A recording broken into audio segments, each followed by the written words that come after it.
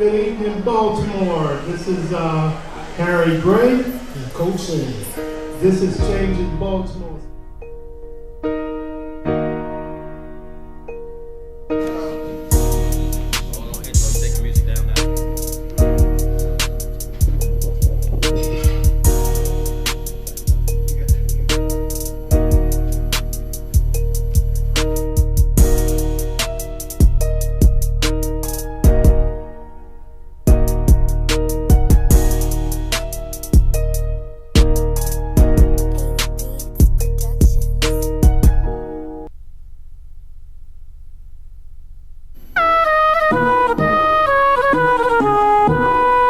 The producer.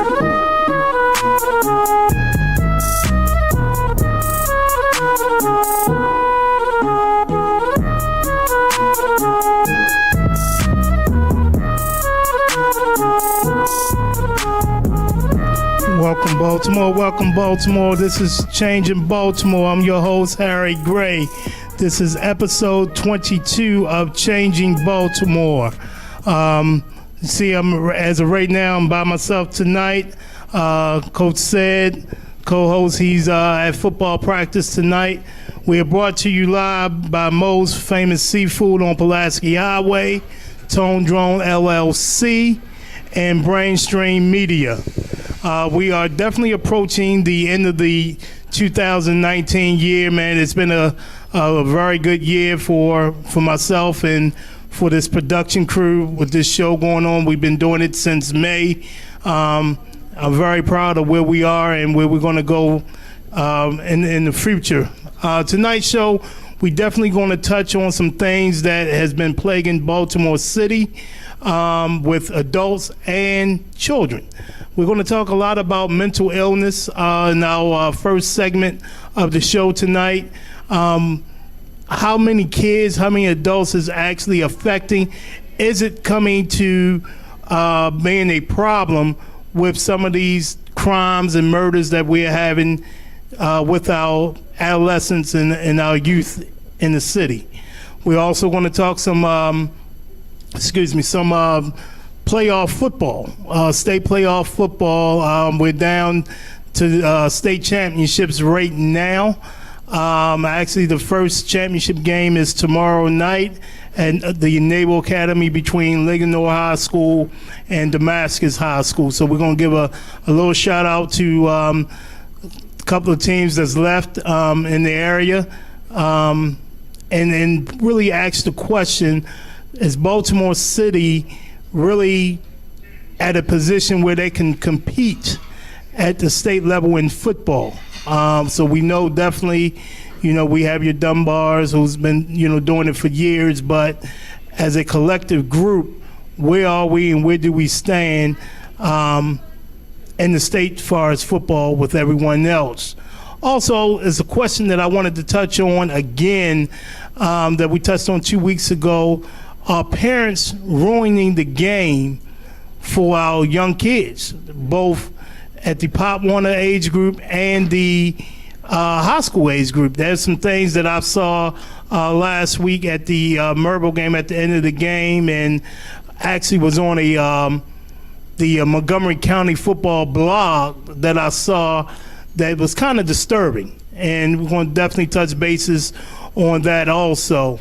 But anybody want to call in? Our phone number is 410-417-7067 with any questions, concerns, comments. What's been going on? How was your Thanksgiving?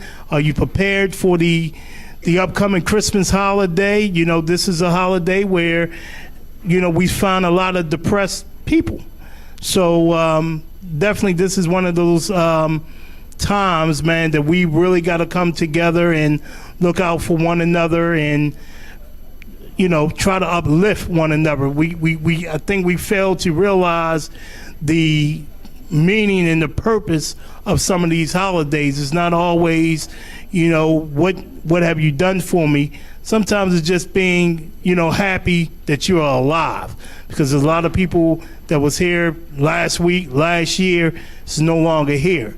So I think we definitely have to give praise, man, that we are here. But sit back. We're going to go take our first commercial break, and we'll be back with the start of our first segment when we're talking about mental illness.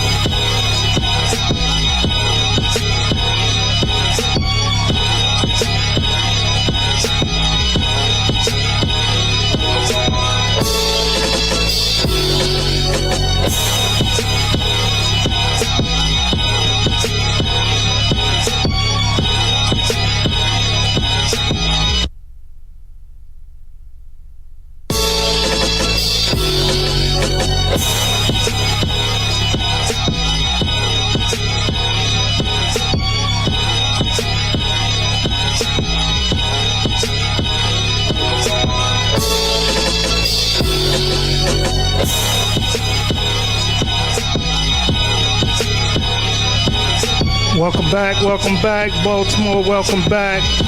I'm your host, Harry Gray. I'm here with Mr. Eric Brown. How you doing, Eric? How you doing, Harry? I'm good, man. What about yourself? Hey, I'm making it. We're here, man. So I'm blessed. Thanks for having me back, man. Hey, definitely. I told you I was going to have you back, man, and I think you're a very important part of what we want to talk about tonight, mental health, and what we're going to try to do to change Baltimore. And trying to bring some awareness to the issues that we have in here in Baltimore, man. But how was your holiday, man? It's been everything's coming along, man. I enjoyed my Thanksgiving with my family. It's my first one with my family in 28 years. Okay. So we had a real blessed one, man. All right, tell me some of the events, man, that so far, man, that you've done in the last couple of weeks, and what you got planned before we really get into this mental health thing. Well, the walks continue. The peace walks continue. We walked Old York Road down to 33rd and Greenmount and 32nd and Greenmount. And that was last Saturday. This Saturday, we'll start back at 4300 block of Old York Road, and we'll walk up towards Cold Spring, and then we'll walk all the way up York Road, all the way up to your stomping grounds, Harry. We're going back to the hometown, man. Yeah. So we'll be back in the old neighborhood this Saturday at 1 o'clock, and we've been doing West Baltimore Monday nights at 6 o'clock. Okay. And the last one, I said, man, I'm coming. And that gout hit. That gout said, you ain't going nowhere. Yeah, that gout tough guy, man. Man, it's tough. It's undefeated, man. Yeah, ain't no question. So, that put me down, man. But I'm definitely changing Baltimore. Crew, we definitely going to get out there. So how's the participation been? Participation been pretty good. We normally do about 250, 300 on the west side. On the east side, we just started on the east side. We've been over the east side for this will be our 6th week over the east side, and we normally get anywhere from 100 to 150 guys. So, but we're expecting this week, we're expecting a little bit more love from Northeast Baltimore, and we think people are going to come out a lot deeper this weekend, this Saturday at 1 o'clock in 4300 block, starting the 4300 block of Old York Road. Yeah. Now, I know that's District 4. That's District 4. And I know Angie's been a very big supporter. Shout out to Miss Angie Winder. Yeah. So I know she's probably be out there this week also. Well, they told the women to stay at home, but Angie hard-headed. Angie's a tomboy, so she thinks she can come anyway. So you never know. Oh, yeah. So let's touch this mental health issue, man. I was doing a little research. Just want to kind of draw a picture for our audience, man, and I don't think they know how big of a problem this is or a crisis this is, not just in Baltimore but across America. Just a little picture, man. Imagine a 7-year-old going up close and he sees a violent event that takes the life of a loved one. Now imagine that same child experienced something similar multiple times during the childhood. This is not uncommon for many of our children and the youth of Baltimore. We're facing the mental health crisis in Baltimore with our children, and research shows that an enormous number of young people in the city are repeatedly exposed to traumatic experiences that can cause deep harm, including episodes of violence, sexual abuse, mental abuse, substance abuse, and neglect. A study also found that 39% of Baltimore City adults had experienced 1 or 2 adverse child experiences as kids. So when we sit back and we don't really truly understand our kids or why they're doing some of the things that they're doing, whether it's just breaking in cars, busting windows, carrying guns, selling narcotics on the street, it's deeper than just, hey, you know what? I'm just doing it because I'm a bad kid. And I think that's what a lot of people kind of perceived as bad kid, no home training, parents don't care. Well, this just showed you just a little clip of it's a big problem that's going on. And it's, it can be helped. I don't think it'll ever be solved, but it can be helped. Sure. And there are services out there, but, let's attack this right now. It's like, okay, hey, how do we really sit back and know somebody is going through this mental health crisis, and what can we do to try to help? Well, I first want to say that I'm no expert in this field. I'm not giving out no expert advice. I'm not an expert in this field. However, I am a victim of this, right?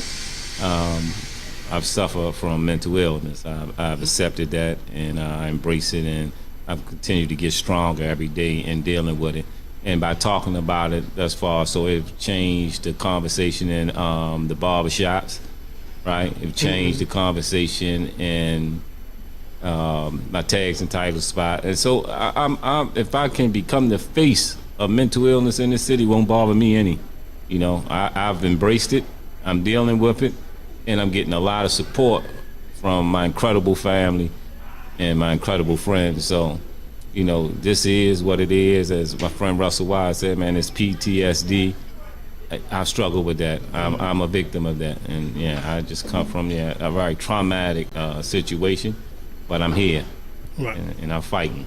Yep. So we don't know the definition of mental illness. It's a medical condition that disrupts a person's thinking, feeling, mood, ability to relate to others, and daily functions. So there's times that when you're suffering from this illness, you're not rational. You're not thinking, hey, here's a consequence, or hey, you know what, I'm really not supposed to be holding this gun. I'm really not supposed to rob this person that's just walking down the street. Or what was happening about a year, 2 years ago, you had some teenagers that would see just an innocent bystander walking down the street, and they just walk up to him and hit him.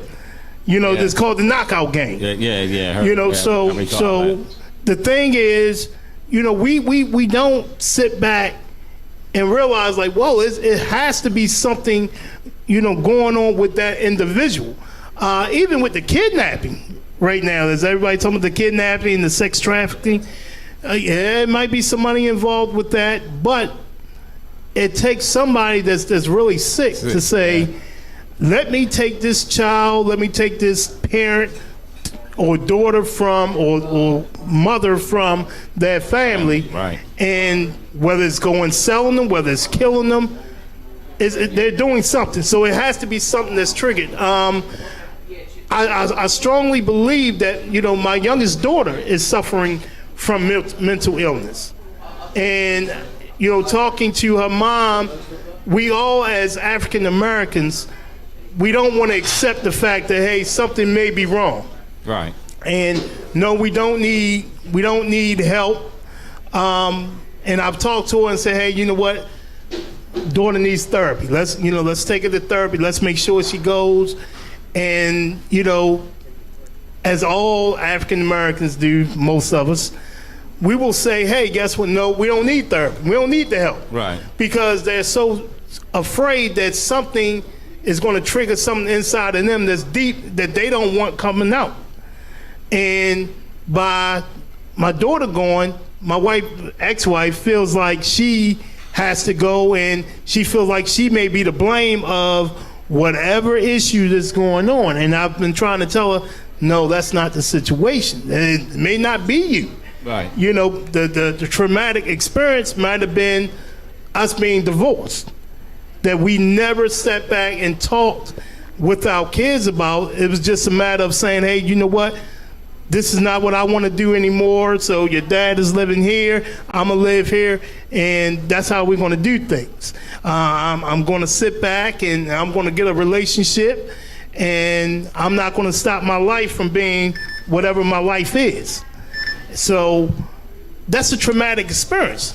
And with everybody handles those things differently, but we never know what's going on the inside. True. So I'm finding out that my daughter, she's doing something. Now, granted, in school, she's borderline honor roll student. Right.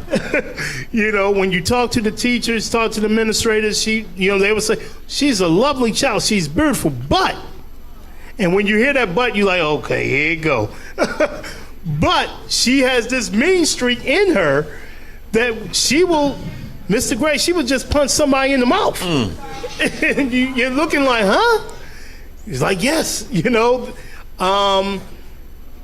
it's one of those things like you can turn it on, and she's like that. So I know definitely she's suffering from mental illness.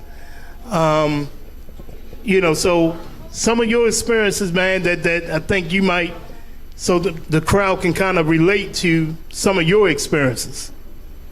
Well, mental illness for me has affected every part of my life, right? And I've seen it in so many of my friends. And as I say, once again, because I was on your show and you brought this topic up and we discussed this topic, now when guys come into my shops, this has been a subject now of discussion. And one of my friends told me that he felt like I was on point about it. He said, however, He said, we suffered from mental illness before we went to prison. So as I was saying last time, how, a lot of us probably start struggling with it in prison. He made a clear point to me that many of us, it affected us before we went to prison. So now that violence become okay, that violence become a joke. I think back about, me and my guys, how we sit on the corner and laugh and joke about who won't make it through the summer. Right. Who gonna be killed this summer? And it was funny. We actually laughed and joked about it. This is mental illness, man. Yes. This is far from what's normal, man. But this is our reality, and we become what? We became products of that environment. Exactly. And but we understand that there's no sympathy for us. So we have to rise above it. We have to rise above it. There's no pity party here for us. So we rise above it, and it's Harry, it's been guys who came into prison with 4 and 5 murders, right? But you'll see them in a cell when it close on, they panic. And they like, no, you got to open the door for me. And, Right. They start having anxiety attacks, right? Right, exactly. Just people just describe this guy as a demon. Like, this is a demonic person. He's a vicious savage, right? But now he's been reduced to a child by mental illness. You should see how, like, he become a kid. But nobody, when he was going through all his court proceedings, nobody never brought this up. Right. Everybody overlooked this. And so, that's why I say we victims of this, and we also victims of people in power outright ignoring this issue, and even black people in power ignoring this issue of what's affecting our community, and it's running ravage in our community, and we being portrayed as savages when we actually victims trying to put on a good face. That's every single day. All right, we're going to take a quick break to get to segment 2 of Changing Baltimore. So we will be right back with you shortly after this break.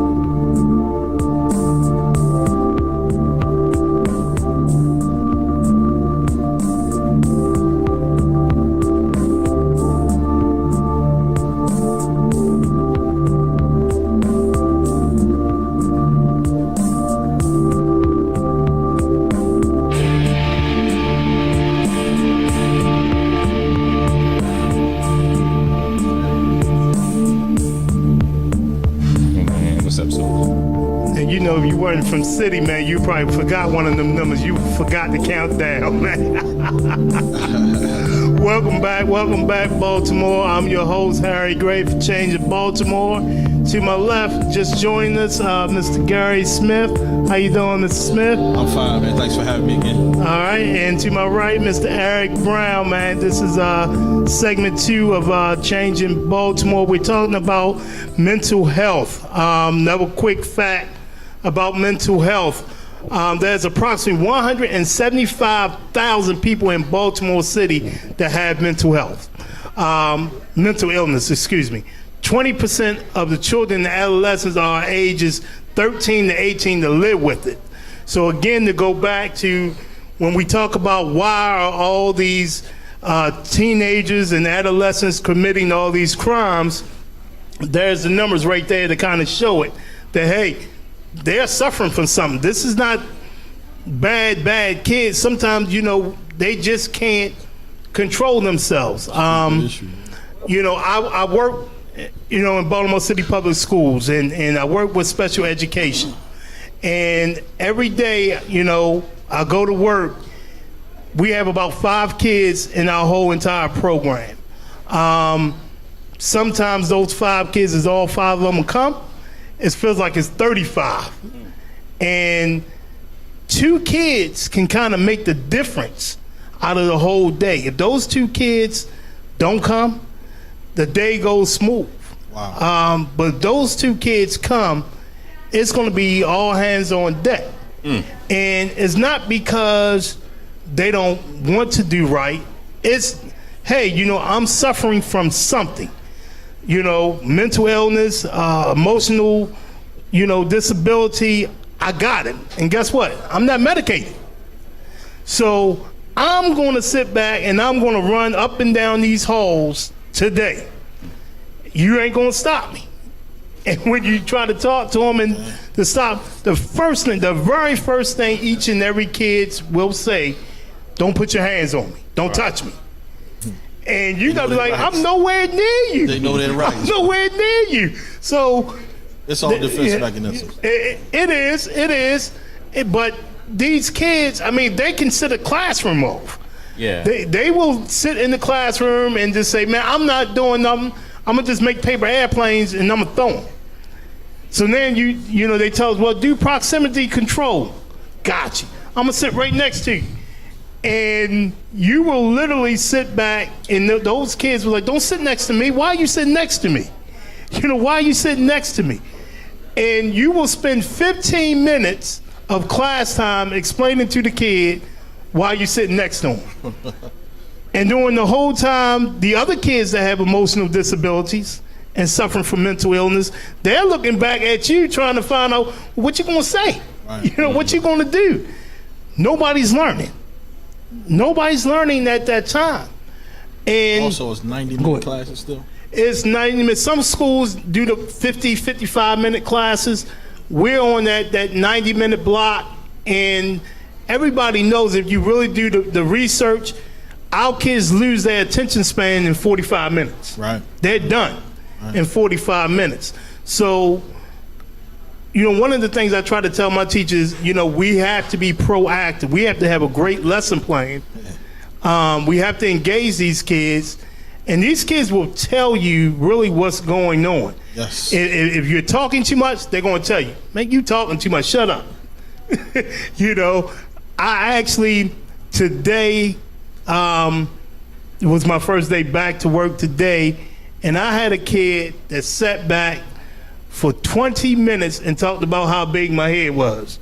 And I'm just, and as an adult, first you get mad, then you go into child mode, oh, your head big, and then you sit back and everybody's quiet. You go to I went to the restroom and it's like, damn, my head that big? And I felt some type of way. I really felt some type of way. And those kids, they feed off of that. They definitely feed off of that. So even though we have those walls in the school that's kind of like a barrier and a safe haven for these kids, the minute those doors open, they go outside, in this real world, there's nobody there, but they do have somebody telling them, man, carry this gun. Man, hold these drugs for me. Hey, we about to go gangbang. We about to go dragging. We don't have people right now that is positive enough where these kids can really sit back and say, you know what, maybe I need to do something a little different. But the school system, and we're getting that just a tad bit later, but the school system is not helping either. Right. So, girl, your take on, our kids, man, and dealing with this mental illness. Where do I start? Start wherever you want to start. So, I mean, I have my own take on the way that the schools deal with it, and kind of enable some of those triggers. You know what I'm saying? With the 90-minute classes, that's too long. They're not really accommodating the kids who have issues, and it's a lot of kids that are undiagnosed that have to sit through those same 90 minutes. Also with you got to start with the holistic approach. Bring the parent in. Don't just deal with the child. The parent actually may need some help, because a lot of our behaviors are learned behaviors. Yes. Kids learn from home. It's where they get their foundation of behavior from, is home. Their temperament comes from home. And then in school, it's a melting pot of really poor behavior. And it's tough for teachers to have to deal with. But we have some resilient teachers in Baltimore. I think the system goes wrong when they bring in people who can't relate to our demographic. Correct. They really go wrong, and then a lot of teachers are unprofessional with their language, jargon, and the way they dress, so the kids don't see them as different. They don't separate. You have to go into a school situation dressed the part, and the kids have to see some separation between you and the street. And then on top of that, you have to have psychological warfare when you're dealing with those kids. So when I was in the school system, and I worked with children in those inclusion classes and things like that, I wouldn't make eye contact with the kid that I knew was going to be a problem. And I would speak around him, right, talking to another kid about their behaviors, right, but really talking to him. Exactly. And I would approach him calm. So I got him. I got him all day now, And if I failed to do that is when I had problems. Right. Yep. So, all right, with the walks and you being in the community, have you kind of come in encounter with some of the youth that you've actually sat down and talked to and say, hey, look, this is where I went wrong. This is some of the things that I've done? Of course, yeah. That's one of the reasons I'm out there, because I come from the city, but I come from the hoods of the city, and the stuff that they going through, I've been through 1,000 times, and I can help them a great deal with their struggles. Many of us, we could tell these young brothers what they went through today, and we can let them know what they're going to go through tomorrow. Absolutely. Because we've done it 1,000 times, and, and I've just been fortunate, to get educated on this issue by people like Russell Y. I would wish that he'd have been on this panel, Russell Y, Ron at Stokes. They educate me on this issue here, and I educate them on this issue. So we learn from each other. And this is I wish Baltimore City Public School will open up just a little more and understand that these people who went to school for this field and they're professionals in this field and they're very much needed. But they run into what a lot of people who become mentors run into when they're dealing with a child who has mental illness, who has become trouble child with always getting in trouble with the law. The first question they get asked is, what you know? You ever been in before?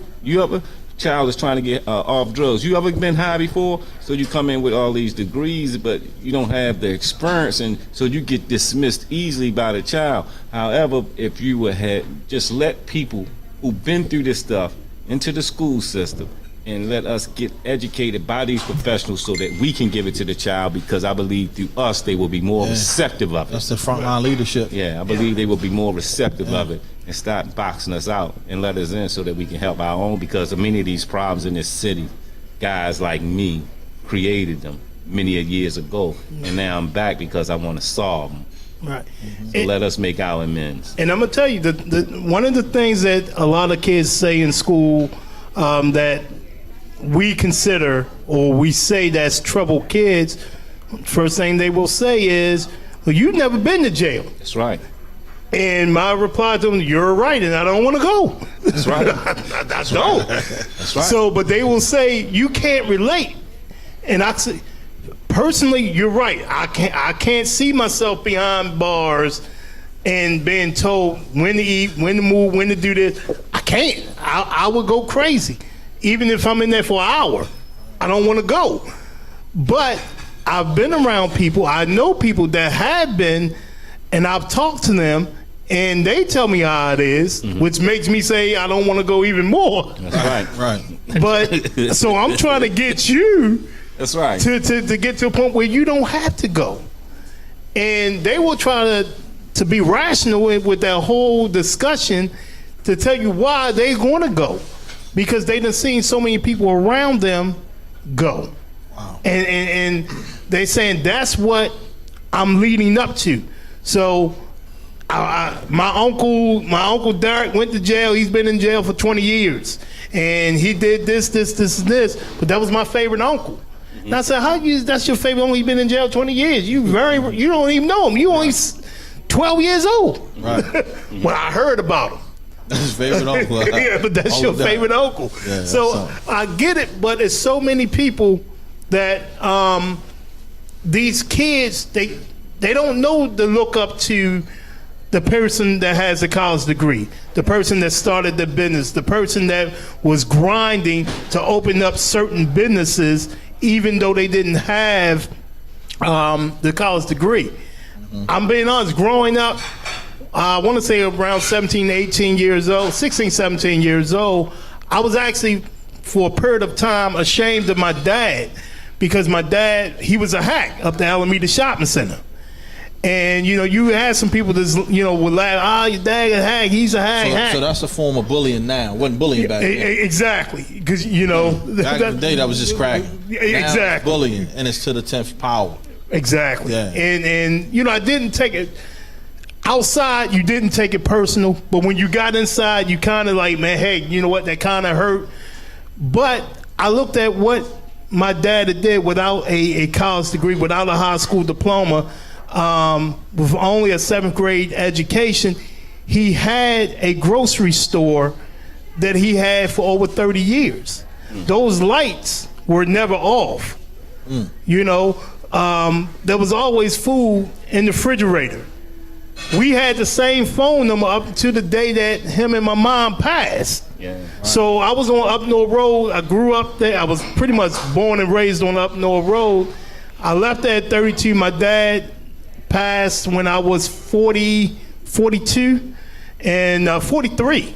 And my mom passed when I was 44.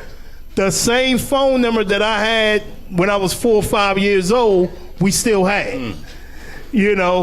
My dad worked one whole year, 365 straight days, 12 hours a day hacking to pay off a $10,000 loan in 1 year.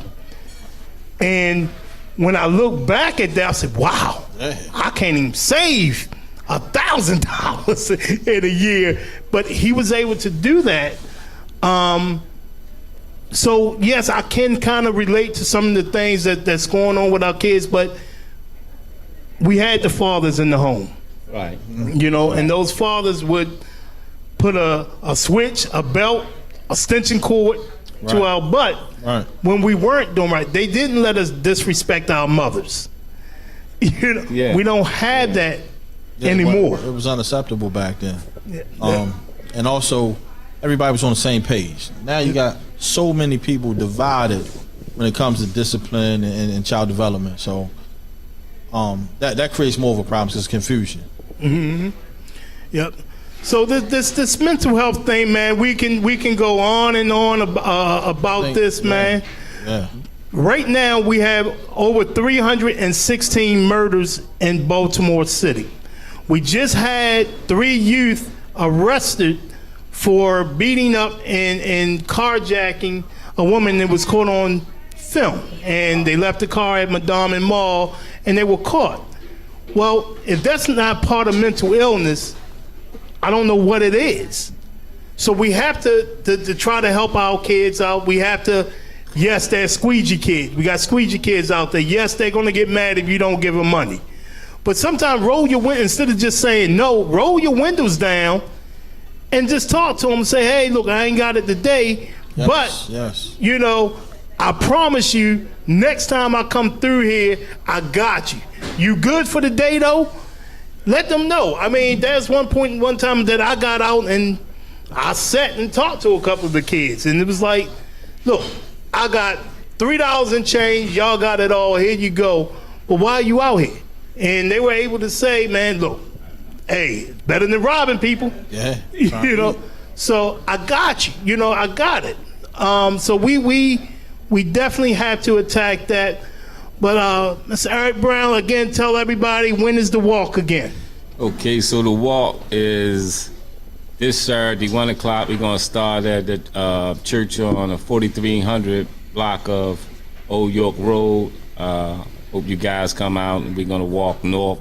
We walk south towards Green Mountain 20th. Green Mountain 33rd and 32nd Street.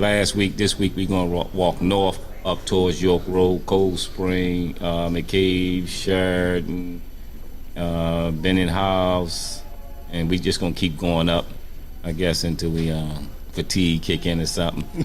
But I wanted to thank you, Harry, for bringing this on, and I always think mental illness, any chance we get to discuss it, we need to do that, and it need to be discussed often, because we don't necessarily have to sit on nobody's couch to deal with this issue, and also need to be discussed how it affects our family members as well, because it's not just it affects the person who's dealing with it, man. The effect that it has on your family, man. And as I say, I know this firsthand. But yeah. So we definitely, man, this is not the last time that we're going to talk about this. We're going to talk about this, man, until we can kind of get our politicians, our doctors, our business owners, people that can make a big time difference with this. We want to bring knowledge out, and this is part of what this show is about. We want to bring all knowledge, all resources out to help as many people, not just, adolescents and youth, adults included. We want to help everybody out. Again, man, if you got any suggestions, comments, questions, give us a call, 410-417-7067. Right. Give us a call. We'll be right back with the final segment of Change in Baltimore. And I'd like to thank you again, Mr. Eric Brown, for coming on board. Yep, appreciate you, bro. Thank you again. Yes. All right, thank you. Hey, use me.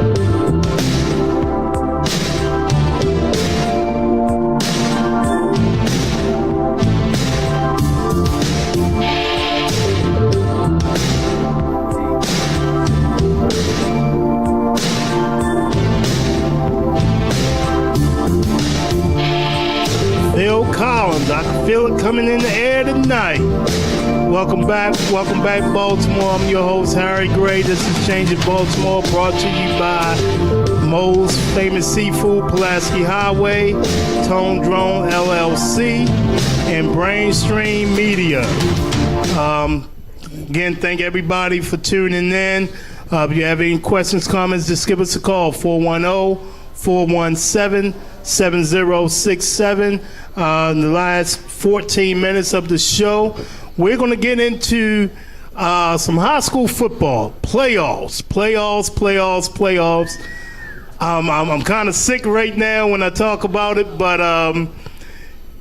the big question for us here in Baltimore, two questions. One is, are the parents one of the major problems of our youth and our high school athletes? Are they hurting us or are they helping? And the second question that myself and Ms. Smith are going to try to attack today is Baltimore City equipped? Are they ready to really compete on the state level in football other than in 1A football? So I had to kind of throw that in there because I know a lot of people will say, hey, Dunbar has been doing it for years, so and I'm going to kind of give some stats and some things on Dunbar. But right now, I experienced some things on last Friday. Just to let you guys know, the semifinals of 1A through 4A was last Friday and last Saturday. Myrtle High School played in the 3A semifinals against Linganore up in Frederick, Maryland. Very, very good ball game. Of course, Myrtle went into the game 12-0. Linganore was 11-1. Linganore was the number 2 seed. Myrtle was the number 3 seed. Linganore is a state perennial power. Yes. So when you play against those guys, they're going to be big. They're going to be fundamentally sound. They're used to winning. Is it the same coach? Same coach. Yeah, he's been there for years. At least 20 years. And it almost reminded me of Remember the Titans, where they said, hey, we got 3-4 plays and we run it like Novocaine. No doubt about it. And that's what they did. But that's been great for them. That's been their bread and butter, and they continue to do that. They did not change. Myrtle had the lead twice in that game. They had the lead 18-14 to start the second half, and with about 9 minutes left to play, they took a 25-21 lead in the game. And Myrtle came out. They played ball. Well, Linganore came out on top, 27-25. Myrtle had an opportunity with 2 minutes 40 seconds left to play in the game. Had the ball at Linganore's 48. Was trying to get into field goal range, and they had 3 out of the 4 downs. They had incomplete passes. So Linganore, ran out the clock. After the game, there were some fans. I'm not going to say they were parents. I'm going to say they were relatives that questioned the coaching at Myrtle. Can I interject? Yep, go ahead. We got citizens in Baltimore that question every professional at the professional level. They question Ray Lewis in the NFL. They question John Harbaugh. So this is a cultural thing. Yes. This is a cultural thing. So the coach spends hours of figuring things out and watching film and developing his kids and sweat hours practicing, and a parent knows exactly what to do in the last 4 minutes of a game. Come on now, that's another mental health concern. Yes, it is, and I kind of was thinking about that. But when you sit up in the stands and you talk about your coaches, that one, take the time out to take your child, your nephew, or your brother, whoever, to college visits. Picks up the phone, calls college coaches, sends out game film to those college coaches, making sure they have the right classes, make sure they're doing what they're supposed to do in those classes so they can get a college scholarship. Right. You go undefeated, and because you trail for one quarter, you question the coaches. Yeah. And you say it out loud. And this is not something that I heard. This is something that went on to Montgomery County football message board. Wow. And they had one of the posters said, I came over to the visitor side, and the language was uncanny. He said, soldiers don't even have that bad of a language. Wow. And it was about their coaches. So what does that say about Baltimore? We have a lack of respect for each other in general in Baltimore City. Yes. Yeah, it's just that simple. So whenever somebody's doing something or in positions of power, it's going to be questioned. We already understand that. But the level of disrespect is where we have to address it, right? When kids disrespect police, they end up shot. When kids disrespect teachers, they end up kicked out of school or losing or having problems with their education. Right. When adults disrespect their employees or employers, they don't have a job, right? But all of this is learned behavior. So your father's disrespectful to your coach, you're going to disrespect your coach. He don't care what your teacher got to say, you're not going to care what your teacher got to say. And that's just learned behavior. That's what's going on in our city, our culture. We just got to get better as people. We some horrible people, man. Yeah. There's one other city that I know like this, and that's New Orleans, where people just don't care about each other, and it's going down. And Baltimore, before we hit rock bottom, we really need to address ourselves. It ain't even about other people. That's right. I mean, we can't change the world until we change ourselves. There you go. I got that from the Notorious movie when Puffy said that to Biggie. Yeah, you're right. Yeah, I got that. So yeah, I took that one. Yeah. But it almost kind of brought me into tears in both ways. One, how could adults say that about the coaches that have worked so hard for their kids? And the other part was, you had players looking at those adults saying, stop. Mm-hmm. I know one of our players said to an adult, where have you been all year? You haven't been here all year. Right. We've been grinding. Yeah. He said, I'm proud. I love my coaches. Right. And that kind of, brought tears to my eyes. That was a senior, for a program like Mervo to say, hey, look, we got 12 wins. Right. That's big. That's the most in program history. Yeah. To sit back and say, hey, we've done it, went to the semifinals for 2 years in a row. Not many Baltimore City teams have done that in that 3A, 4A thing, which is the segue to that of how do our teams get better? Because right now we can sit back and open up the record books and say, okay, we have dominated 1A football. Right. And I just think in 1A football, there's no team out there is more athletic than Dunbar. Right. Any year. There's no team that's as athletic or more athletic than Emerson. Mm-hmm. And then when Dunbar went to the 2A for a couple of years, Douglas, led by Coach Elwood Townsend, they went to the state championship for 2 years. Yeah, I don't think nobody in that 1A was as physical as they were. Mm-hmm. And I think they lost back-to-back championship games just because Fort Hill was just that fundamentally sound. Yeah, that was execution right there. That's all it was. Yeah, that was it. It wasn't the Jimmys and the Joes that particular time. That was the X's and the O's. That's it. And that happens in football sometimes. You get a team that will just X and O you to death, and your guys are just not ready to deal with that type of continuity. That's it. But another issue on how do we get better is individual player development. We don't have enough coaches and players and parents taking advantage of all of the training options that are out here for individual development. I feel like I'm cheating sometimes when I train with certain kids and then they go play high school. Like, I got an unbelievable track record. I don't even want to speak about me, but there's an unbelievable track record of kids who train and play in the crab bowl. You know what I'm saying? Kids who train off season and get Division I scholarships. It's an unbelievable track record. It's an unbelievable track record of teams like Dunbar and Mervo and Edmondson. Those guys are warriors in the off season. Poly now, they getting it done in the off season, and their kids become better.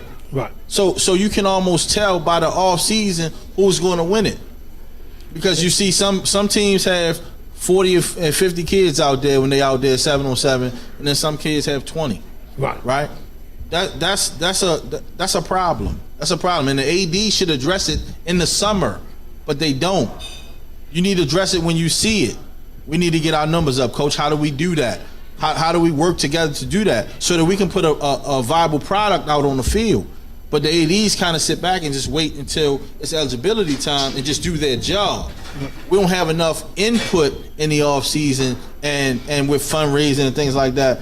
That's what you see in Texas. You see that in North Carolina. You see it in Ohio. You see it in parts of PA and Virginia, DC. We have to get to that in Baltimore. We got to get to that. And again, just history. You take Dunbar when you played, winning the 2A and the 3A state championship. You take away that, there has not been a championship in 3A or 4A from Baltimore City since we have joined the state association. You take the one Dunbar championship away in 2A. The only other one that had a championship was Edmondson, that was led by Dante Jones, who's a Dunbar alum. Right. So we're not good. I mean, we're not good at those higher levels. So 1A, and we have a lot of 1A schools, I think we have to get out of 1A. And if those, to sit back and when you look at what's in that 1A North, it's nothing but Baltimore City teams. Right. So if you are okay in Baltimore City, the first two rounds, you're going to face a Baltimore City team. Right. So when you get to that third round of the playoffs, and then you got to face somebody that is not Baltimore City, that you're not familiar with, that your kids can't get on Twitter or Instagram and hit up and try to intimidate. It's almost like a culture shock. It's a culture shock. Now, one of the things about Mervo is every year they had to play on the road, at least one game on the road. Right. So when you're playing in that 4A and you got to go to PG in Montgomery County, you're playing against someone. When you got to sit back and say, we got to go to Howard. Well, the school itself is pretty good, so the kids are looking up like, wow, okay, look at this school. The travel, the distance. The travel, but then they come out with this band. So let's talk about the approach to the game, right? The preparation, all right? You got to leave your school a little earlier. The distance is a little further to travel. All of those things play into a part, right? Lawrence has that down to a science, because his itinerary's been the same every year. He's able to go far, play out of conference, then come back in conference and dominate. All of that's experience and preparation. So that's another thing that our kids don't really get, is that approach to the game. Right. When you talk about the itineraries and things like that. Well, but I also think it's a double-edged sword. I know, speaking to Coach Nixon a lot about scheduling. Mm-hmm. And, I was one of those people to say, hey, man, we have to schedule this game or this game out of conference. And you don't play that. We need to play a 3A or 4A school, one, because of points. Mm-hmm. Well, Baltimore City came up with a closed schedule this year. So everybody played Baltimore City teams for 9 weeks. Nobody played the out-of-conference games. Yeah. That was the first year they did that, right? The first year they did that. Yeah. So when you look at Mervo says, hey, that helped us because if we play Patterson and beat Patterson, but Patterson goes out and plays South River and Quince Orchards, they lose, we don't get points. But if they're playing Southwestern and they're playing BDJ, I'm going to get those bonus points. Right. So it helped out to give that those seedings, that third seed to Mervo. But the thing is, you don't get to see a lot of physicality like you saw against Ligonor, like you may see against Westminster. I think you can sit back in the 1A and say, yeah, we could play 2 to 3 games out of conference. Even if I get a third seed or a fourth seed and I got to play on the road, I'm playing at Poly High School. Right. I'm playing right at Poly. Yeah, so I really don't have to go on the road until the semifinals. Yeah. So there's a little leeway with that. So I'm saying, how can we compete? We are competing, but how can we get over that hump in the 3A and the 4A? Well, and Wise is 4A, correct? Wise 4A. So with Wise, I know what they did was they got into 707 football.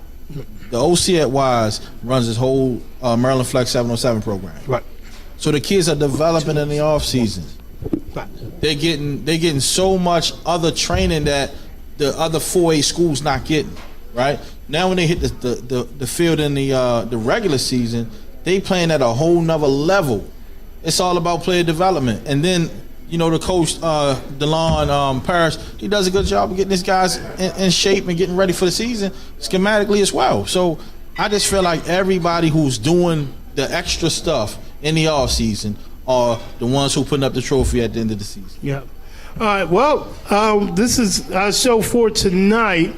I do want to give a shout out to the Dunbar Poets. They play Concocton on Saturday. Concocton. You have trouble with that word. Yeah, that's somebody that Dunbar is going to beat and beat badly. So shout out, to the Poets, man. Good luck, man. Bring that trophy home, and we'll see you, next year, from Mervo, man, to battle up Baltimore City. Gary Smith, thank you for coming on the show tonight, man. Thanks for having me, Howard. You're a great host, man. I'm trying. My daughters don't think I'm a good host. They on Facebook doing something else. But hey, everybody, man, thank you guys for tuning in. Good luck, Dunbar. Yeah, Burgundy and Gold. That's right. So thank you. We will see you next week. Again, we are brought to you by Mo's Famous Seafood, Tone Drone LLC, and Brainstream Media. Until next week, love you, peace, and stay healthy. Outro.